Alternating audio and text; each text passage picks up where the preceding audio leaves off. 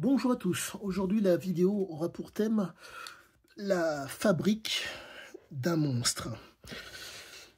L'actualité malheureusement donne matière à, à nombre d'élucubrations sur le sujet sur des actes monstrueux qui peuvent être commis par une personne. L'objectif de cette vidéo est de vous donner, pour peu que vous suiviez la chaîne, des éléments factuels que vous êtes en mesure de vérifier par vous-même. Comme bon nombre d'entre vous le savent, je suis un chercheur en littérature autodidacte. Mon objectif est de vous donner des éléments de compréhension psychologique, physiologique, voire même comportementale, de ces fameux monstres. L'objectif, pour ceux qui ne... Alors donc, la genèse est généralement un élément intense qui se présente, qui fait que il y a stimulation, il y a sollicitation et il y a activation de certains circuits qui font que la personne, circuits cérébraux, pardonnez-moi, qui fait que la personne peut basculer dans l'horreur. Sachez que c'est possible pour nombre de gens qui ont les récepteurs et qui ont, si je puis dire, les gènes prédisposant à cela. Mais, condition sine qua non à tout cela, la situation et le comportement adéquat. Si la situation ne se présente pas, l'alignement pour être le monstre ne se présente pas. Si le comportement est présent, il faut la situation. Et il faut, de surcroît, des éléments nécessaires au développement du monstre. Pour que le monstre puisse se développer, que l'épouvantable puisse arriver, du neurobiologique, les neurotransmetteurs qui envoient l'information pour que le monstre puisse émerger. Pardonnez-moi. Il faut aussi donc du physiologique. En un mot, certaines étapes, qu'on le veuille ou pas, sont nécessaires pour que le monstre puisse émerger. Ne pensez pas que la personne se lève et devient comme cela du jour au lendemain. Les étapes sont une nécessité. Enfance, adolescence, âge adulte, des éléments nécessaires qui font que on peut faire fi de tout ce qui a été appris pour devenir cette chose. Donc c'est une nécessité à comprendre. Dans le cas de ceux qui sont sous substance, la substance va créer une intensité, une toxicité chez certains.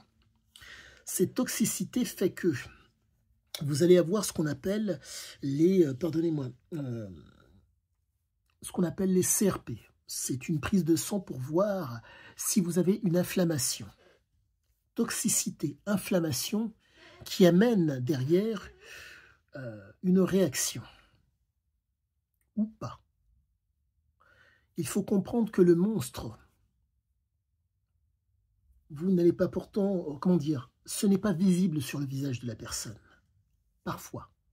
Comme ça peut l'être. Parfois.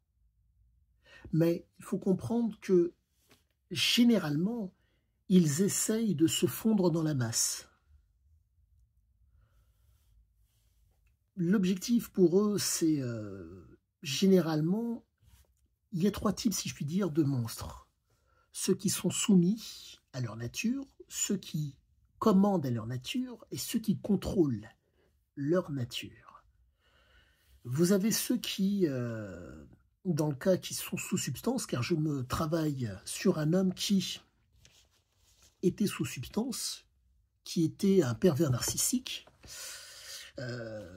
qui n'était pas un monstre, qui était un homme absolument normal, mais qui pouvait, si je puis dire, on va dire, faire un shift, en tout cas, chanter nombre de choses pour être, comment dire, psychologiquement en adéquation avec la situation. ce sont des gens, en tout cas dans le cas de cet homme, c'est un jouisseur, et doublé d'un situationniste. Lui, c'était le plaisir. Il faut comprendre cette chose que un monstre a besoin d'une vigilance pour être le monstre, pour faire simple. Il faut une intensité donnée pour que le monstre puisse émerger. S'il dort, il est peut-être, pardonnez-moi, quoique, il est peut-être monstrueux, mais il ne fait que dormir. Le monstre a besoin, si je puis dire, d'une intensité donnée, au niveau physique, au niveau psychologique et physiologique pour pouvoir agir, pour pouvoir, entre guillemets, être cet être. Donc, les éléments que je vous donne, vous êtes en mesure de les vérifier, vous êtes en mesure de les comprendre, en espérant que vous ayez entendu ce que j'ai dit. Je parle du haut de mes 4 à 5 ans de travail sur un polytoxicomane, adepte de l'état de conscience modifié. L'état de conscience modifié est, si je puis dire, la pierre angulaire par laquelle ces monstres passent tous. Manger, boire, avoir une libido, c'est propre à tous. Dépasser ce stade, donc, être dans un état de conscience modifié grâce à des substances ou un comportement susceptible d'amener du plaisir, c'est propre à ceux qui dépassent ce qu'on appelle le circuit de la récompense.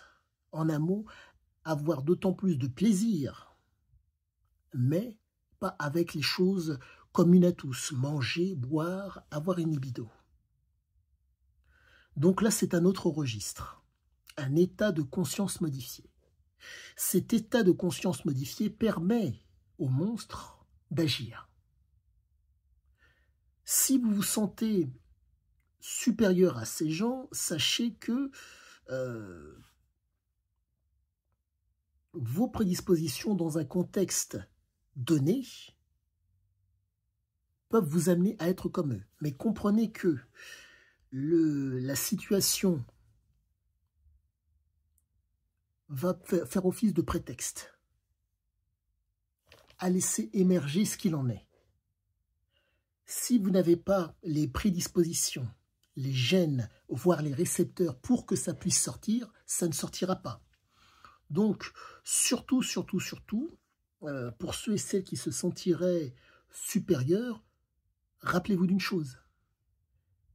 Si la stimulation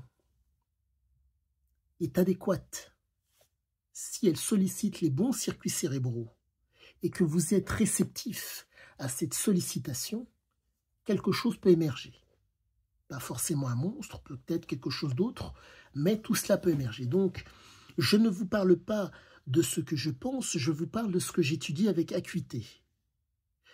Pour faire simple, nombre de produits sont utilisés par nombre, et nombre de médicaments sont utilisés par nombre de gens. Nous allons prendre les antibiotiques, ou les antidouleurs, ou les analgésiques.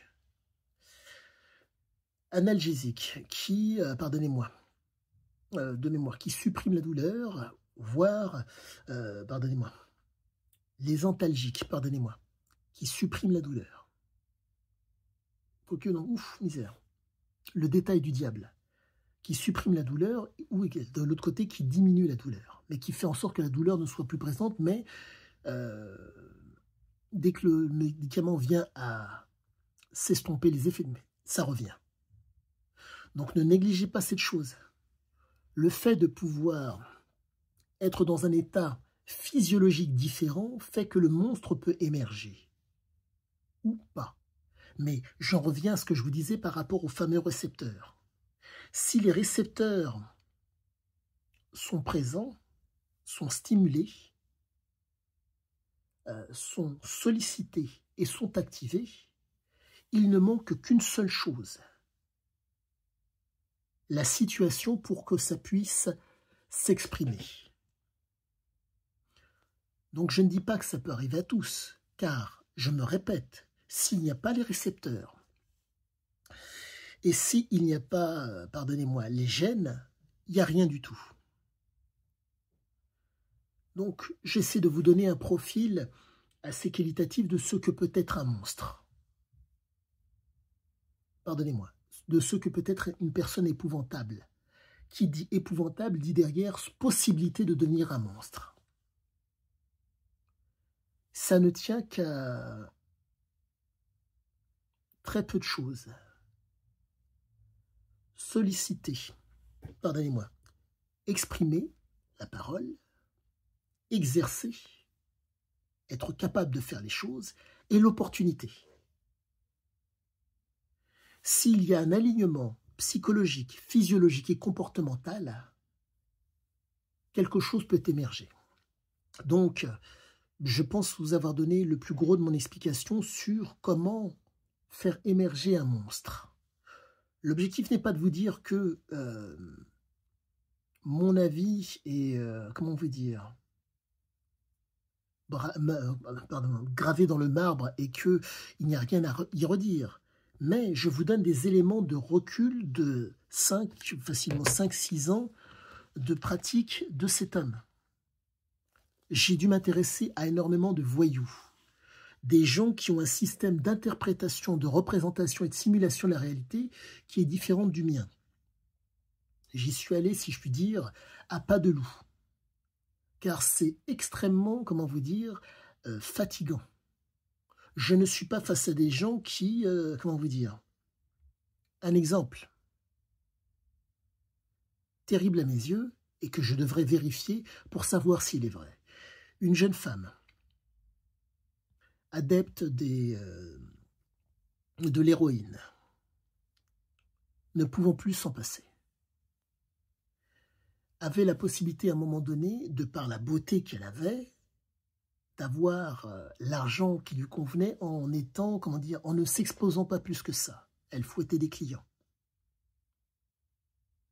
Après ça, l'héroïne, qui est donc un toxique, qui inflamme et qui fait en sorte que le corps décline, fait que cette jeune fille n'avait plus le choix de la façon dont gagner son argent. Elle s'est retrouvée à pratiquer la zoophilie avec un âne, un chien et un singe. Son système de valeurs, son système d'interprétation, de représentation et de simulation de la réalité fait que, pour pouvoir être à l'équilibre physiologiquement, il fallait la substance. Qu'importe le comportement, qu'importe l'environnement, il fallait la substance pour être à l'équilibre. Petit aparté pour vous expliquer d'où est-ce que je vous parle. Et je me répète, je vais devoir malencontreusement vérifier si elle a été capable de faire de tels actes. À tous, excellente fin de journée, je vous dis à bientôt.